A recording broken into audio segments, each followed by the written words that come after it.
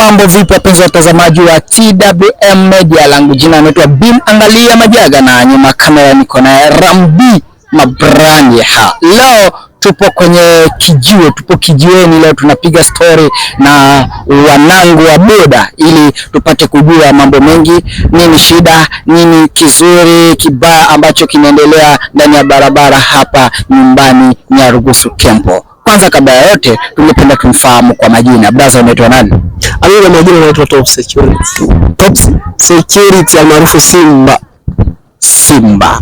Kwa nini umejipatia jina ngumu kama hilo bro? Sio ngumu, ndio jina langu halisi kabisa. Ndio maana yake.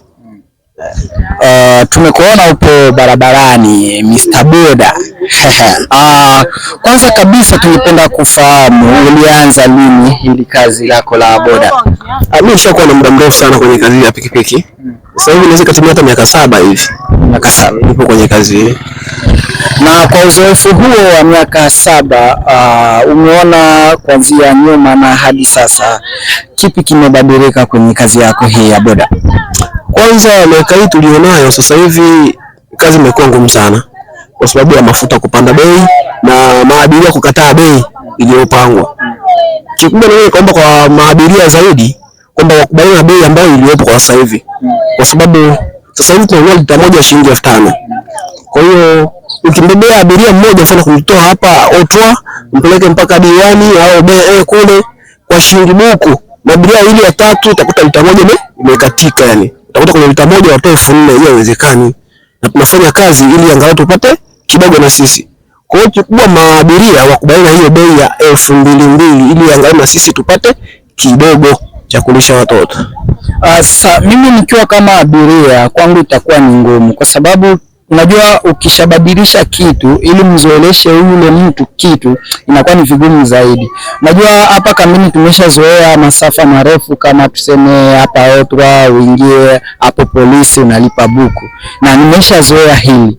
Sasa itakuwa ni vigumu leo umepandisha bei, kwangu itakuwa ni vigumu zaidi sana. Sitaangalia mafuta, sitaangalia nini, lakini utaona kama umenibana kiuchumi. Na ukiangalia mazingira ya sasa uchumi unabana. Hamuoni kwamba hapo kuna kwa changamoto pia kwetu sisi watu ambao tunapanda boda?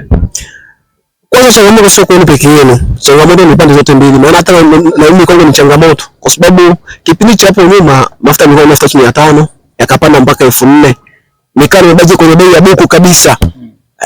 Lakini sasa mafuta yamepanda 5,000 na natakiwa na mimi nipandishe 2,000 bei kwa mtu mmoja, wakiwa wawili angalau naweza kashushia ikawa 3,000 ili angalau mimi nipate kidogo. Kwa hiyo kikubwa tu ni kuzoea. Mimi nimezoea, nishazoea bei 5,000 kununua mafuta 5,000. Kwa hiyo na wenyewe natakiwa wazoee tu. Wasitubanie. Kikubwa ni kugawana riski. Anaweza kanipa leo na mimi nampa kesho. Kwa hiyo wenyewe wakiwa wanatubania riski popote pale, yani kazi itakuwa ni ngumu pande zote mbili. Si kwake si kwangu pia itakuwa ni ngumu. Shida ni kwamba mmefika na panda dau kubwa zaidi kutoka kwenye 1,000 kupanda kwenye 2,000. Kwa nini hamkuona angalau mshuke kwenye 1,500 ili hadi kiendelea kuwa ngumu mubakilie kwenye 2,000? Mmepanda zaidi sana. Lazima watu waangalie jinsi gani ya kubadili mazingira. Wengine wanatembea na mguu, wengine wanaamua kuchukua baiskeli, angalau wewe wenyewe wapande na baiskeli zao. Sasa hapa kutakuwa ugumu na nyinyi pia itafika hatua mnaona kweli inakuwa ni vigumu zaidi. Muangalie jinsi gani ya kukaa kwenye kikao na muangalie kuna vitu mnaweza mkafanya ili angalau mpate hizo hela zenu na mazingira ikakasa. Cha kwanza ni kwamba hizi pikipiki kwanza ni za kuajiriwa, sio pikipiki yangu cha kwanza hicho. Na hii pikipiki hapa mimi natoa ripoti. Na kama natoa ripoti natakiwa nimeelewa bosi alilipi bali najibipa peke yangu. Kwa hiyo nisipozingatia kazi yangu nitakuwa naingia hasara peke yangu. Kwa sababu na bosi wengi sasa hivi sio waelewa. Kwa sababu kazi imekuwa ni ngumu. Maabiria waonekane, mafuta yamepanda bei. Natakiwa tuelewe kwa kile kidogo ambacho tunachokipata barabarani, wao wanakipokea hicho ili angalau, maana mimi ndo najua napata shilingi ngapi, sipate shilingi ngapi. Mimi ndo najua. Maana sasa hivi kazi imekuwa ngumu sana. Kupata 50,000 ndani ya wiki inakuwa ni ngumu sana sana. Na maana asilimia kubwa ya mabosi hapa kambini wanaripotiwa 50,000 kwa 60,000, wengine mpaka 70,000. Sasa wewe mwenyewe unambebea mtu shilingi buku. Kama jana mimi nilala 7,000. Nilala 7,000. Hiyo 7,000 jamii hata wala ripoti sijala nyumbani. Sije hesabu kwa wiki nitapata shilingi ngapi? yangu ya sabuni itakuwa ni shilingi ngapi, bosi apewe shilingi ngapi. Kikubwa tu kwa maabiria ni watuelewe, hatujapenda hivi. Maana hakuna mtu ambaye anapenda aende kazini afu aende mkono mtupu, hayupo. Kikubwa ni watuelewe, maana mambo bado yamebana, yakiwa fresh itakuwa ni mkubuku tu. Unaona? Na ni changamoto gani mnapata? Umeongea kuna mabosi wengine waelewe kabisa. Mimi nikiwa bosi nitashindwa kukuelewa kwa sababu nimeshazoea unipatie 60,000 70,000 yangu kwa wiki, alafu mwisho wa siku tena unabadili, sitokuelewa. Kwa nini msiangalie jinsi gani kukaa chini mkaongea na bosi, mkaambia bosi, kipindi hiki mafuta imepanda, kwa nini tusirudi nyuma kidogo, yani angalau nikuripotie shilingi kadhaa kupatana na ugumu wa maisha kwa sasa, na akakuelewa.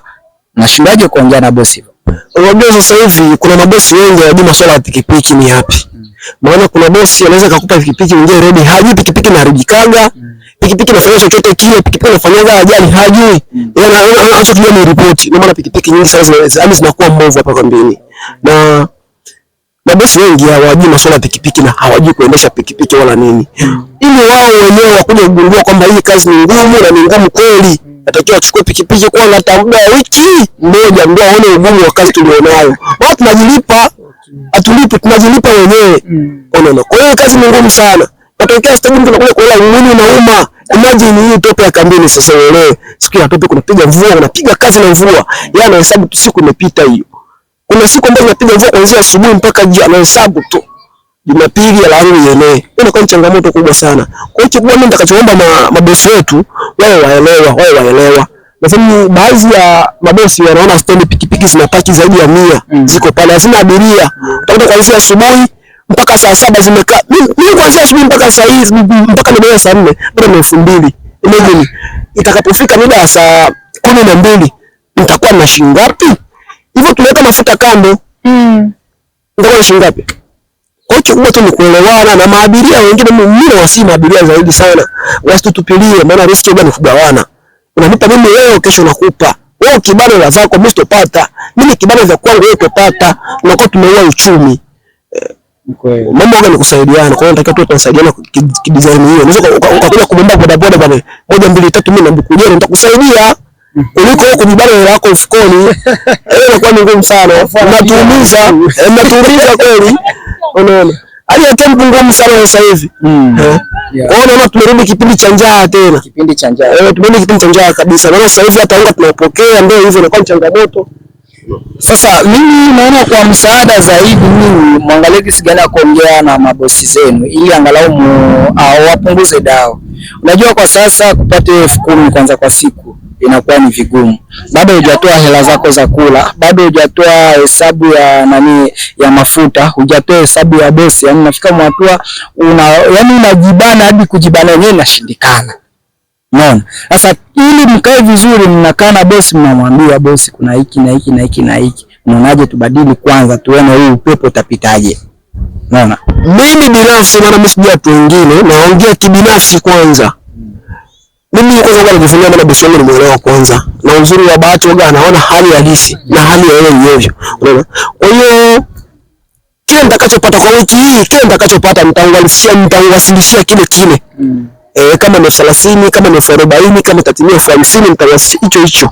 Kwa sababu na familia hiyo nitegemea mimi. Unaona? Kwa hiyo kula kwao, mimi kuvaa mimi, wanaangalia mimi. Haiwezi kazi kama nifanye kazi afu nyumbani wasile. Eti sibina mtunzia tu bosi. Si bora kuacha kazi. Bora kuacha kazi. Kwa hiyo kikubwa mimi nitaomba kwa bosi wangu au muelewa, bora nitaongea naye au muelewa kitakachopatikana kwa siku hizi hapa au nikipokea hicho.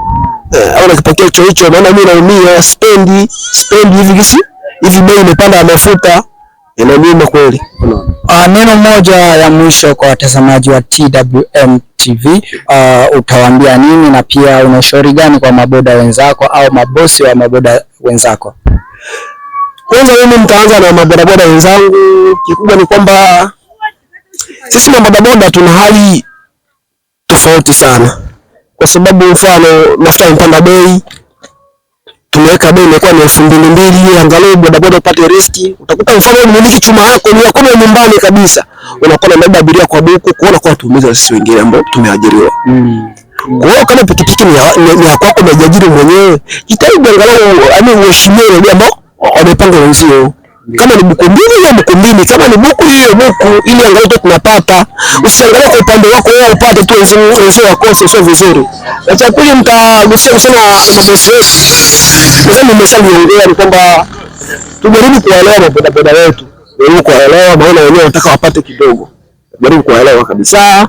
Uache kuletea shilingi 40,000 elfu ngapi hiyo. Pokea ila chukua tu, sisi bodaboda tu waaminifu kwa mabosi wetu. Si kana kwamba hali imekuwa ngumu hivi, leo jibani umepata hela nipeleke 20,000, hapana, itakuwa ni mbaya, bosi hatukuelewa. Na kwa watazamaji wetu ni kwamba ili kutusupport vijana wenu, tunapambana kwa sababu tupate chochote kile, angalau watoto au familia ile. Kwa hiyo mkituachilia hivyo, vijana wetu wengi na sisi wataingia kwenye mambo ya ovyo sana. Naitwa Bin Angalia Majaga na nyuma kamera niko na Ramdi Mabrandi. Linaitwa TWM Media. Usikose kusubscribe, like, share na kucomment ili wa kwanza kupata updates zetu. Ciao.